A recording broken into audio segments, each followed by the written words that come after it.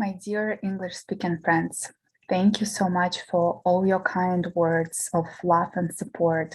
Thank you for everyone who prays for Ukraine right now. It's much needed. And I'm saying you thank you from all my relatives who are right now in Ukraine, who are now hiding in smaller cities or on the parking lots underneath of the buildings or in other safe places.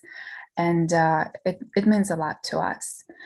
And I just want to share my experience right now, what I feel, and what's my thoughts about that. And since I am half Russian and half Ukrainian, it's really tough for me to take one side and be like Russia is wrong or Ukraine is wrong and who knows what's going on.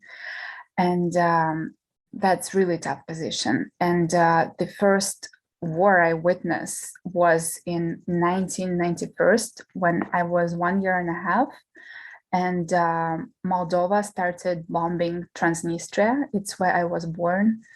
And I was on my mom's laps, and I remember how yesterday, it seems like it was yesterday, and I was so scared, and I was hugging my mom and asking her, will the war ever end? And she was so calming, and she's like, yes, yes, no worry, the war will be done soon. And the next day we left to Ukraine to our relatives, and we hid it there. The war was indeed ended very fast, but it was a war. And it's a scary time and very difficult for everyone. And what can we do right now to help and to somehow, what actions we can take to support right now this place? And for me, I think the best is to, from my experience, the best is to stop watching the news. It's the worst thing we can do. To watch news and do reposts, it's the worst. Because we just, by doing this, we just spread more fear, more anxiety, more aggression, and it amplifies. And instead, we should spread the energy of love, of support, of peace. Maybe light up a candle with intention of healing and peace. Maybe read a prayer. And why? Because everything in life is basically energy, and even our thoughts, and there is such a thing as a collective energy, right? And it can be compared to the pendulum, which this theory was spoke about in a book called Reality Transurfing. It's one of my favorite books, one of the most transformational I've ever read, Reality Transurfing. And it's really helping me to form my reality, the principles which I described in that book. And basically what it says is that everything is like a pendulum. It's like, yeah, like this. So whether it is a church or it's a political organization or it's a gym, school, or war, it's a pendulum. And pendulum can only exist if it fits on energy, right? If it stops, if there is no more movement, right? It with time stops, right? If nothing supports the energy. So every organization and structure exists only when it fits on the energy. For example, the church will not exist if there will be no people who come to the church and donate money. If gym will not exist if there is no members and no money they take and visitors. Then the next example is a war. A war will not exist if people will not fight. If everybody at the same time decide, every single person in the world decide at the same moment that we do not want to have a war, we want to have a peace, and drop their weapons and say, I love you, please forgive me, Thank you. The war will end up at the same second. So what I ask you to do, the best contribution is to spread words of love, of prayers, to sit down, take a few deep breaths, meditate, visualizing light coming of your heart and hugging entire world with a peace, and to start creating the pendulum of a peace instead of supporting pendulum of fear and anxiety and conflict. Support pendulum of peace and love and unity, because we are one. And COVID was a big improvement that we are so connected, that there is one collective and we all connected by the virus, right? And now there is a conflict and we all feel like we are engaged and we feel a fear, even though it can be not our fear. We can be in absolutely safe place, like here in Canada, for example. I am now in Canada and I know I'm in a safe place, but I woke up yesterday when my husband told me Ukraine was bombed by Russia, and I started to feel fear, and it was on a physical level. I was feeling like something is like touching me from inside. And I was like, this is not my fear, but actually to realize that I'm scared right now and say that loudly, it actually takes away the power of fear. You will feel much easier after you acknowledge that you do have a fear. And that's the first thing. Just say, yes, I'm scared right now. And yeah, I feel it in my body. I feel it in my stomach, in my gut, or in my heart, or in my legs. And then the second thing to do is to breathe. Take a few deep breaths and try to slow down the breaths, because breath is a source of life. We come into this life with the first breath and we're living this life by doing our last breath. And everything in between is life, which is supported by breath. And if we breathe fast and short, we develop fear and anxiety, and we continue to feed this pendulums of a conflict, of fear, of war. And once we consciously slow it down and try to relax entire our system, we start to create different vibration to this world and translate different energy. And we literally translate to this world what we think. My spiritual teacher is telling that think what kind of war you have right now inside of you, because everything what's inside, everything what's outside is a reflection of what's inside of you. So maybe there is something we fight right now. So maybe it's time to forgive yourself for something and to hug your inner child or inner self and forgive and say, it's okay, you're in a safe place, it's okay, everything is good. Just give that love. And a beautiful meditation which I was doing yesterday, which I suggest to do, is to visualize, the connect to Mother Earth, connect to cosmic consciousness, and visualize like beams of light coming out of your heart and hugging the earth. And once I started to visualize it, it was a beautiful, beautiful vision. And I started to see it as a infinity sign, like coming through my heart, like one wing and then back to the heart and like the other wing. And then it started to spread and it was such a warming feeling. And after that, I already felt like my fear disappears and I feel much better. And the other thing I did was I went to 4 hours ancestral work with my ancestors, because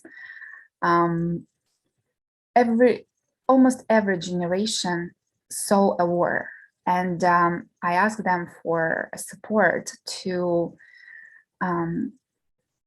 for support for myself and for my family in Ukraine, and also to reconnect with other ancestors who are there, ancestors of those who are in Russia, for those who are in Ukraine, and just support us through them, and to faster see the illusion of all this conflict, which I'm gonna talk about as well, but I just want to show you the practice I was doing.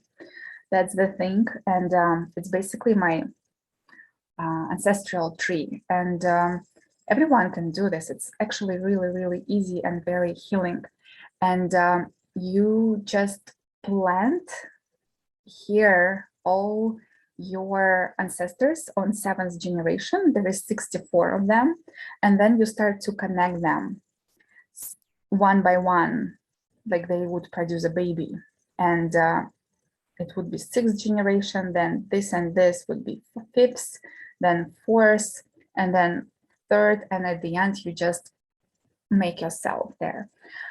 And by doing that, I read lots of prayers to each of them and personally relate to them, and try to feel their spirit, try to feel their support. And you can do that for very, very long hours, and it's beautiful healing practice. And yeah, maybe just find something what works for you. Breath work, meditation, some healing practice. The world is much needs it. And about the illusion which right now exists, and especially in social media, which we so happily scroll and read and repost, is that unfortunately nobody knows what's really going on. Nobody knows what the truth. And I realized that for the first time when I was in Transnistria, and I was studying in Ukraine, where most of my family is, but some of the family is in Russia. And also I was started to travel to US for a student program. And at this time there was a conflict in Kiev on Maidan. There was some revolution, and in doesn't matter which country I was watching news, because I was watching news at the same time in 4 different countries, and it was different for each country. It was different. It's like if you would look at the glass, and from each side you see the different picture, right? The same is going on right now. I have family in Ukraine who is right now hiding, and they are very scared, and I feel very, very bad for them. And I think about how I can support them. And at the same time, I have friends in Ukraine who are so pissed off, and they just, and I tell them, oh my God, it's so sad. Like brothers is going for brothers, like Russians are going to their Ukrainian brothers. And then my friends tell me, brothers? We've never been brothers. We are different. We are so much better than Russians. We are not Russians at all. I'm like, what do you mean? You have at least 20% in Russia inside of you, because in Soviet Union, all the blood was mixing up, and they're like, no, we hate them. And this is so painful because I have both inside of me. And then I talk to my Russian speaking friends, and those who are now in Russia. And I have my mentor who is now lives in Rostov's area, and it's just 40 kilometers from Ukraine. And they say that Ukrainian side was provoking them and starting bombing since February 16. They were bombing something. I don't know. I don't even want to know, because I don't even know that that's truth, right? So I hear all the sides. I also hear the side of my American friends who say that it's all because of America, who supports the war, and who makes money because of weapon. It's their most amount of money. If you look statistics, I remember in college our teacher showed it to us, and I was shocked. The most amount of money US is making is on the weapon, not producing anything, but killing people, which is very, very sad.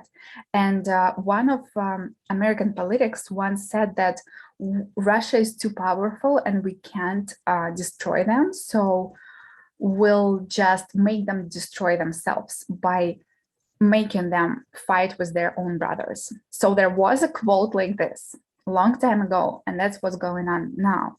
Again, I'm not into the politics. I know nothing about the politics, and I do not want to know, because it's all illusion. It's all projection of somebody's manipulation, and they try to manipulate our minds and actions. And I just ask you, please stay truthful to yourself, to your spirit. Try not to divide your spirits on different spirits who try to affect you. So yeah, in yoga philosophy, there is a teaching saying that we have that Maya, which is illusion, right? So basically they say that God is everywhere, and the absolute God, they call it Brahman. It's so big that it doesn't fit into our minds, and we will never understand what is the absolute God, because it's beyond the universe. It's bigger than than any religion. It's beyond of all of this. We'll never understand that. But what prevents us from seeing God in everything is illusion. We look on everything we see like through prism of something, and we project through different beliefs, different right now, different social media news and stuff like that. It's hard to see that everyone is just a human, and all we want is just to be loved. And yeah, that's very, very sad. And the other theory in yoga, which helps me to stay more calm in this situation, is that the energy of creation, God, in yoga, the Brahman, consists, there is three energies, three forces, which is part of Brahman. First is Brahma, without H at the end. Brahma is the energy of creation. It's the energy with which something new comes into this world. Then there is a second energy, which called Vishnu, and this is the energy of preservation. It's part of creation, but this is preservation. It's something what keeps things still and peaceful. And the third is Shiva. It's the energy of destruction. It's the energy which comes and destroys things. And at the first look, it can be something bad, because because it destroys, like something dies. But in yoga, they say, no, it's actually not that bad, because Shiva, the energy of destroying, comes before the energy of creation comes. So we can't destroy something. We can't create new things without destroying old ones. We can't create new habit without destroying old habits. So it's hard to totally understand it, but it's, from yoga perspective, it's part of the life. Worse, unfortunately, been there for a long time, and all we can do to have less wars on this planet is to be really aware of what we project to this world. Take the ownership of our energy, of our states. Everything starts with ourselves. So just the oxygen mask, put first on your face, then on somebody else. If you feel you're stressed and really anxious and scared that maybe the World War III will start, the best thing you can do is to find the peace within. Start with yourself, and cut off the news and social media, because actually this study, researchers show that for every 10 minutes of watching news, you need at least 10 minutes to meditate, just to bring yourself back to normal, because of all this fear and anxiety, and you start feeling that it's happening with you.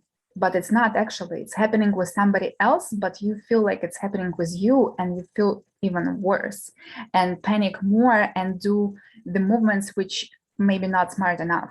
I was thinking yesterday whether I should donate to money to support them, but then I was like, no, I'm not gonna donate to support weapons.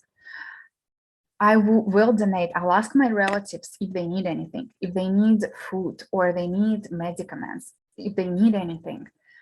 Or I would donate for hospitals, but not for the war. So, but this is my own decision. Everyone has a right to make their own decisions, but I just ask you to be more like, think twice before every action you take, and make sure that every action is towards peace, towards love. Yeah, that's it for today. And yeah, it's hard. It's hard to take sides, and I don't think we should take sides. Just realize that we all one, we all unity, we all collective, and let's send this subconscious messages towards peace, not towards the anxiety, fear, and distress. That's my message today. Thank you so much for listening.